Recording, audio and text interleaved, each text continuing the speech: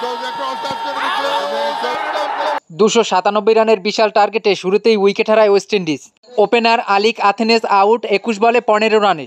Spinner Nasum আহমেদের wicket শিকার। নাসুম আহমেদের বলে কোনো রান না করেই বিদায় আকিম ওয়েন জারেল আগস্ট। 28 রানে ওয়েস্ট ইন্ডিজের দ্বিতীয় উইকেট তুলে নেয় বাংলাদেশ। নাসুম আহমেদের অগ্নিঝরা বোলিংয়ে 35 রানে ওয়েস্ট ইন্ডিজ হারায় তৃতীয় উইকেট। ব্রান্ডন কিং আউট 17 বলে 18 রানে।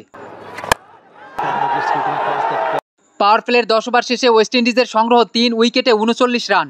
গত ম্যাচের জয়ের নায়ক অধিনায়ক শাই হোপেরও দ্রুত বিদায়। অধিনায়ক শাই হোপ করেন 16 বলে 4 রান।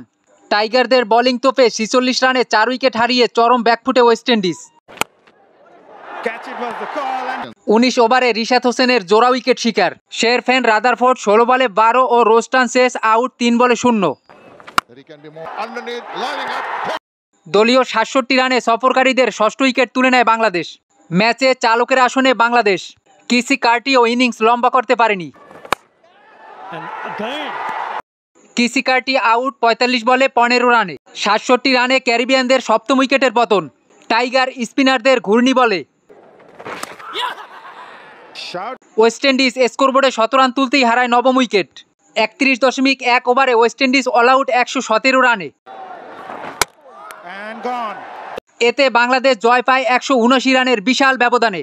3 ম্যাচ ওয়ানডে সিরিজে 2-1 সিরিজ জিতে নিল বাংলাদেশ। ওয়েস্ট ইন্ডিজের 10টি উইকেটই ভাগাভাগি করে না স্পিনাররা। পুরো টুর্নামেন্টে দুর্দান্ত পারফরমেন্স করায় man of the series Rishad Hossain.